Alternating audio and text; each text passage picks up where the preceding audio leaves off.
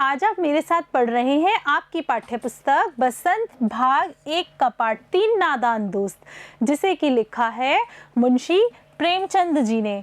बच्चों, आज आप मेरे साथ इस पाठ का भाग 2 पढ़ रहे हैं। बच्चों, पहले भाग में आपने यह पढ़ा कि केशव और श्यामा ने किस तरह चिड़िया के बच्चों की मदद करने के लिए, दाना पानी रखने के लिए क्या क्या सोचा, क्या क्या उपाय किया। और अब हम इस भाग में यह जानेंगे क्या वो उपाय ढंग से कर पाए, उन्होंने कैसे कैसे माँ से छुप छुप कर और भी प्रयत्न किए। चलते हैं कहानी की तरफ। गर्मी के दिन थे। बच्चों, ये पूरी कहानी गर्मी पर ही आधारित है, यानी इसमें जिन दिनों की बात चल रही है वह गर्मी के दिन है। आप लोग जानते ही हैं गर्मी के दिन तो कैसे होते हैं। बाबूजी दफ्तर गए हुए थे, अम्मा दोनों बच्चों को कमरे में सुलाकर खुद सो गई थी। बच्चों, गर्मी की दोपहरी में ऐसा ही होता है ना। आपकी अम्मा जी घर का काम करके जब थक जाती हैं तब आप जैसे छोटे बच्चों को भी अपने पास बुला लेती हैं और आपको भी सुलाने की कोशिश करती हैं और खुद भी सो जाती हैं। ऐसे ही केशव और श्यामा की जो अम्मा जी थी वह दोनों बच्चों को अपने पास सुलाकर खुद भी सो गई। लेकिन बच्चों की आंखों में आज नींद कहाँ। अम्मा जी को बहलाने के लिए दोनों दम रोके, आंखें बंद किए मौके का इंतज़ार कर रहे थे। बच्चों, यह लोग भी आप लोगों जैसे ही है। आप लोग भी ऐसे ही करते हो। जब आपको माँ से छुपकर कोई भी काम करना होता है तब आप लोग भी जैसे ही माँ होती है उनके सामने सोने का अभिनय करते हो, अपनी आंखें बंद कर लेते हो। माँ को ऐसा लगता है कि बच्चे सो गए हैं, फिर माँ भी सो जाती है। फिर इतने में बच्चे देख लेते हैं कि हमारी माँ अच्छे से सो गई है तो उठकर खड़े हो जाते हैं और जो काम उनको माँ से छुपकर करना होता है वह काम कर लेते हैं। तो बच्चों, केशव और श्यामा ने भी ऐसे ही किया। माँ को दिखाने के लिए दोनों ने अपनी सांस रोकी और माँ के सामने सीधा ही लेट गए ताकि ऐसा लगे माँ को कि बच्चे सो गए हैं। और फिर दोनों बच्चों ने देखा कि माँ अब अपनी सो गई है तो क्या किया, जो ही मालूम हुआ कि अम्मा जी अच्छी तरह से सो गई हैं, दोनों चुपके से उठे और बहुत धीरे से दरवाजे की सिटकनी खोलकर बाहर निकल आए। यानी कंफर्म हो गया कि माँ सो गई है तो चिटकनी खोली दरवाजे की और बाहर निकल गए। अंडों की हिफाजत की तैयारियां होने लगी, यानी अंडों की रक्षा की अब तैयारियां करने लगे। देखते हैं कैसे करते हैं। केशव कमरे से एक स्टूल उठा लाया, लेकिन जब उससे काम न चला तो नहाने की चौकी लाकर स्टूल के नीचे रखी और डरते डरते स्टूल पर चढ़ा। बच्चों, छज्जा ऊपर होता है। केशव छोटा सा बच्चा है आप लोगों के जैसा, तो जब वह स्टूल लेकर आया कमरे में से और उस पर चढ़ा तो उसके जो कार्डनीस थी वो हाथ नहीं आई। फिर उसने वापस दिमाग लगाया, बाथरूम में जो नहाने की चौकी थी उसको लेकर आया, पहले चौकी लगाई, चौकी के ऊपर स्टूल लगाया और डरते डरते उस पर चढ़ गया।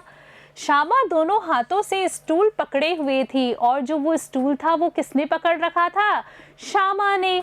स्टूल चारों टांगे बराबर ना होने के कारण जिस तरफ ज़्यादा दबाव पाता जरा सा हिल जाता, और जो वो स्टूल था वो कैसा था, वो एक तरफ से थोड़ा सा हिलता था, यानी एक पाया उसका थोड़ा सा कम था।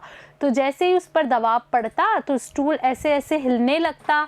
उस वक्त केशव को कितनी तकलीफ उठानी पड़ती, और जैसे ही वो स्टूल हिलता तो केशव को बहुत तकलीफ होती, डर भी लगता।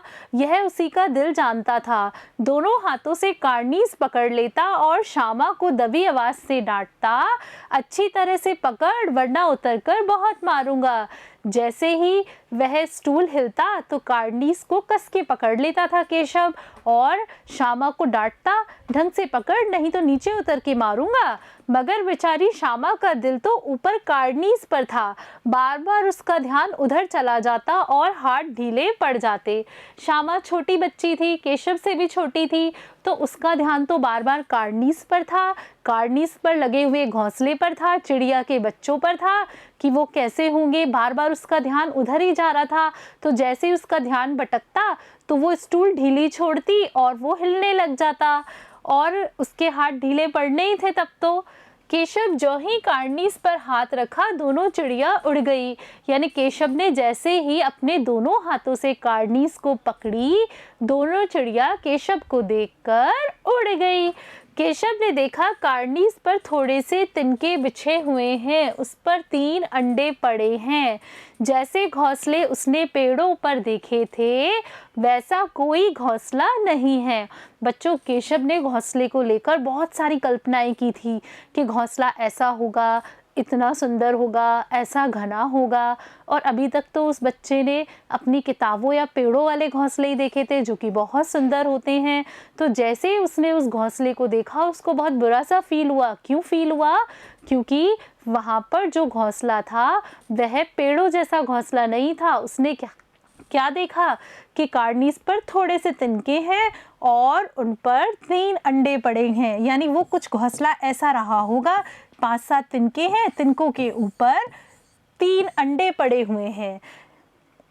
श्यामा ने नीचे से पूछा, कै बच्चे हैं भैया? यानी कितने बच्चे हैं भैया?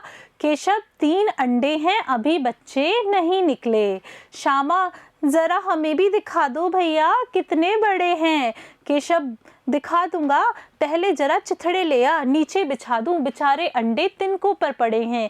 यानी केशव को क्या लगा कि ये जो अंडे हैं ये तिनकों पर पड़े हैं तो इन अंडों को परेशानी हो रही होगी। इसलिए केशव ने क्या कहा, पहले चिथड़े ले आ, चिथड़े यानी कपड़े के टुकड़े ले आ, मैं इन अंडों के ऊपर बिछा देता हूँ ताकि इन अंडों को बहुत अच्छा लगेगा।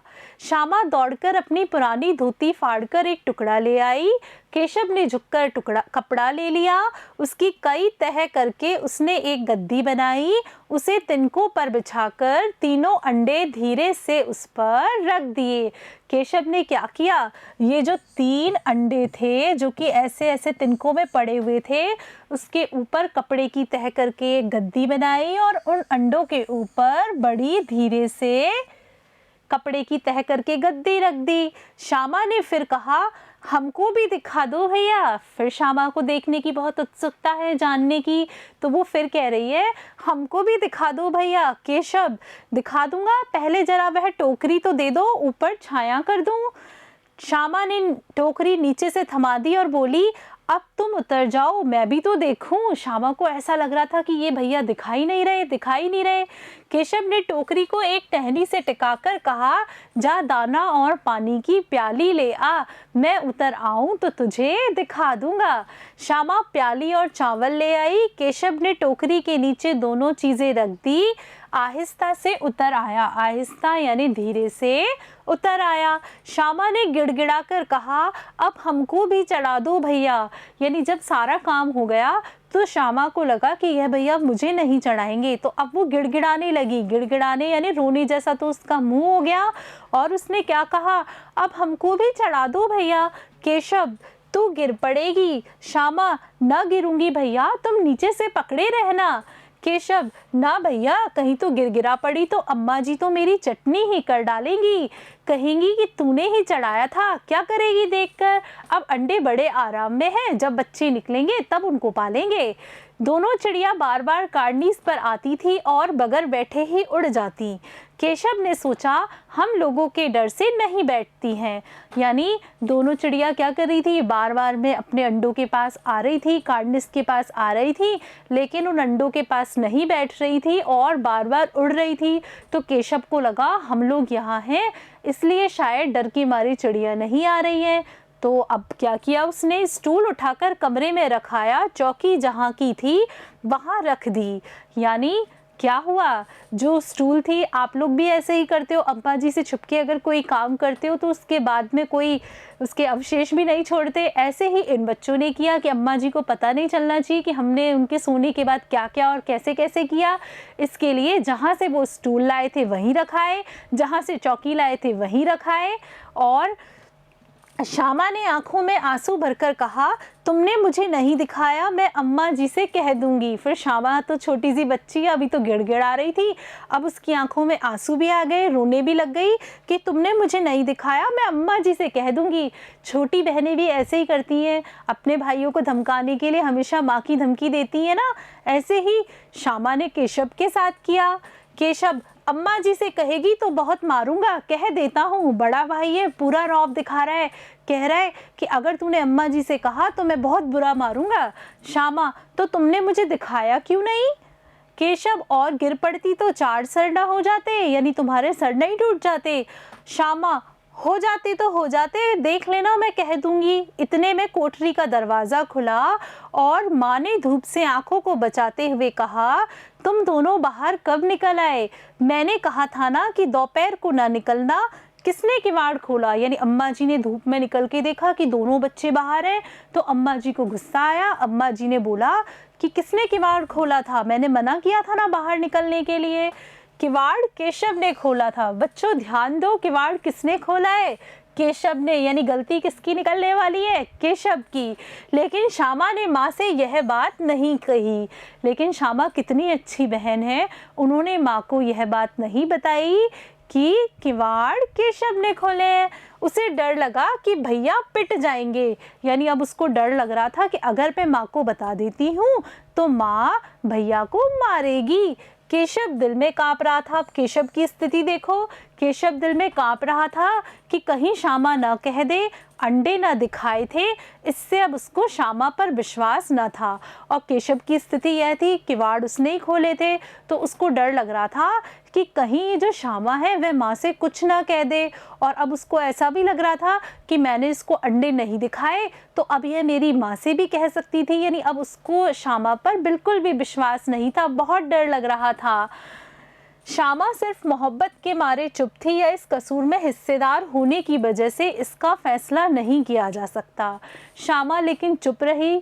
क्यों चुप रही, इसका फैसला हम नहीं कर सकते। या तो वह मोहब्बत यानी अपने भाई के प्रेम के मारे कि अगर मैं कह दूंगी तो माताजी उसको पीटेंगी, इसलिए चुप थी, या फिर इसलिए कि दोनों ने मिलकर कोई काम किया था, यानी दोनों ने मिलकर चिड़िया के बच्चे और अंडों की रक्षा करने का काम किया था, इसमें वो हिस्सेदार थी इसलिए चुप थी। यह फैसला नहीं किया जा सकता, शायद दोनों ही बातें थी, यानी दोनों ही बातें हो सकती हैं। माँ ने दोनों को डांट डपट कर फिर कमरे में बंद कर दिया। यानी जब किसी ने कुछ नहीं बोला तो माँ ने दोनों बच्चों को डांट पिलाई और वापस कमरे में बंद कर दिया।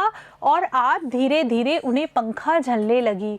बच्चों गर्मी के दिन थे तो माँ को ऐसा लगा कि मैं पंखा झलूंगी तो दोनों बच्चे सो जाएंगे, इसलिए वे दोनों बच्चों को लटाकर उनके ऊपर पंखा झलने लगी।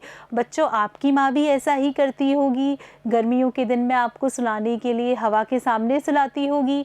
हवा के सामने नहीं तो अब जिन बच्चों के यहाँ साधन नहीं है, पंखे वगैरह नहीं है, उनकी माँ उन्हें हवा करके सुलाती होगी। अभी सिर्फ 2 बजे थे, यानी पूरा घटनाक्रम कितने बजे का है जब उन्होंने सारी तैयारियां की है, वह 2 बजे का था। बाहर तेज़ लू चल रही थी, गर्मी के दिन थे, लू चल रही थी, यानी तेज़ गर्म हवा चल रही थी। अब दोनों बच्चों को नींद आ गई, यानी अब दोनों बच्चों का काम हो चुका था। वो चिड़िया के बच्चों के लिए जो करना चाहते थे वे कर चुके थे, अतः दोनों बच्चे सो गए थे। तो बच्चों आज आपने मेरे साथ इस पाठ का दूसरा भाग पढ़ा, जिसमें आपने देखा 2 नादान बच्चे केशव और श्यामा ने चिड़िया की बच्चों की मदद करने के लिए, चिड़िया के अंडों की सुरक्षा करने के लिए कैसे कैसे माँ से छुपकर काम किए।